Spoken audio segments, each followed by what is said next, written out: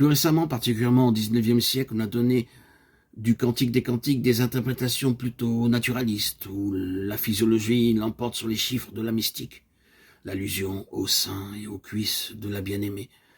Cela suffit à en faire un poème purement érotique, rien d'autre que la passion d'un pâtre et d'une bergère. « Je vois le monde tel que je suis », disait Paul Éluard. Chacun lit le cantique de façon unique. L'intensité de la lumière qu'il en reçoit dépend de la capacité de l'ouverture de son regard. Ces différentes interprétations se complètent pourtant plus qu'elles ne se contredisent, comme un tableau de Chagall. On peut le tourner dans tous les sens, tous les sens sont vrais. Chacun apporte son regard pour plus de clarté. La confusion commence lorsqu'une interprétation s'affirme comme étant la seule recevable. Alors les 600 000 chants deviennent 600 000 discours. On ne se sent plus. La parole qui était d'abord louange devient argument polémique avant de tomber en lettres mortes. L'écriture n'est pas la parole entendue par le poète, elle n'est que son écho. L'écho est riche, parfois comme dans le cantique, mais ce n'est qu'un écho.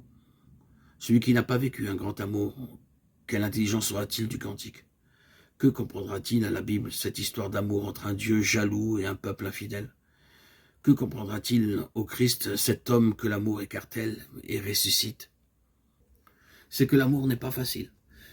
Il ne se livre pas au premier regard, il ne se raconte pas, il nous déroute, et les images les plus hautes, les plus inattendues ne sont là que pour nous couper le souffle, nous changer le cœur. Plus on lit le Cantique des Cantiques, moins on y trouve de sens, plus on y trouve de charme, du latin carmen qui veut dire à la fois chant et envoûtement. La parole s'effacer dans le sens lui-même doit céder la place à un chant pur. On a sans doute trop écrit sur le Cantique des Cantiques.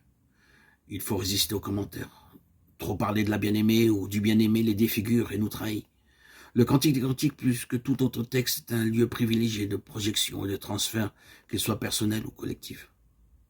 Alors se taire, ne rien ajouter, permettre à chacun de respirer, de chanter avec l'écriture telle qu'il l'entend. L'érudition est utile, sans doute, pour préciser le sens de tel ou tel mot et éviter les interprétations trop délirantes. Mais cela risque quelquefois de briser le rythme et l'allégresse. Pourtant, je n'ai pas su résister au premier verset. J'ai bien senti que je m'éloignais du texte et que je me rapprochais de moi-même et que ce moi-même pouvait devenir un obstacle pour ceux qui veulent vraiment connaître le Cantique des Cantiques. La pensée du commentateur, ses mémoires, ses expériences pourraient se substituer à la pensée du lecteur. Et c'est le privé de la rencontre nue avec le chant. Je laisse pourtant ces quelques lignes telles quelles, non comme un modèle d'interprétation, mais comme une invitation pour que chacun lise le cantique dans le respect de sa lettre, néanmoins avec toute sa subjectivité, afin que naisse en chacun le chant qui lui est propre en écho, du chant plus profond, plus silencieux aussi, qui nous est commun.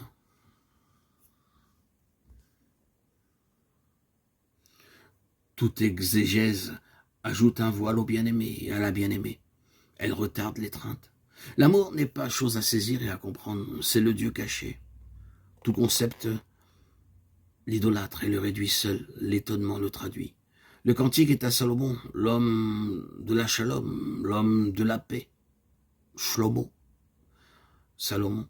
Le cantique est compréhensible à l'homme au cœur paisible, au cœur transformé, qui a connu la passion et qui est allé au-delà du feu et des cendres. Il se tient là, dans la lumière intacte, l'oreille nue pour écouter le chant brûlant. Il me baisera des baisers de sa bouche sans étreinte, son étreinte m'entraînera plus haut que le vin. Qu'a-t-il de meilleur que le vin? Quand la nuit est triste et harcelée de toutes les angoisses de séparation, qu'y-a-t-il de meilleur que le vin pour dissoudre la peur, les affrontements du moi et du non-moi? Le vin coule dans les veines et c'est un sang d'oubli. Toutes les eaux sont mêlées, le monde, le soi et l'autre. Les dualités se dissolvent, ivres, et de nouveau on est un. Si l'ivresse pouvait durer, alors il n'y aurait pas meilleur que le vin. On ne monterait pas plus haut, on n'irait pas plus loin que le vide. Mais il y a plus haut que le vin, il y a meilleur que cette vie qui fermente et qui meurt. Le bien-aimé l'affirme, il existe une étreinte dont l'ivresse déborde le temps. Il y a une expérience de l'être qui ne laisse aucun doute et qui fait douter de tout. Il me baisera des baisers de sa bouche. C'est une certitude. Il y aura une longue lumière pour confirmer l'éclair qui nous a touchés un jour. Le baiser est l'instant, le souffle se mêle au souffle où la parole se tait et descend dans les entrailles. Il me baisera. Un jour, je serai plus que moi-même. L'éternité de l'être amour sera mienne, parce qu'enfin le moi sera dissous au feu de sa bouche, plus haut que le vin, plus haut que les heures d'union illusoire. Je connaîtrai l'unité dans son souffle. Tes odeurs, tes huiles, ton nom, beauté ruisselante. Les jeunes filles en frémissent. La Bible parle souvent de parfum. Les champs et les montagnes ont quelquefois une odeur de Dieu, comme si le Créateur demeurait allongé près de sa créature. Si le parfum est le premier don de la fleur, l'huile en est le don total. Combien de bouquets broyés pour une seule goutte d'huile sur ton cou? L'huile essentielle, c'est l'essence du don qui fortifie le corps de l'homme. Alors, l'odeur, l'huile, conduisent à la révélation du nom, amour.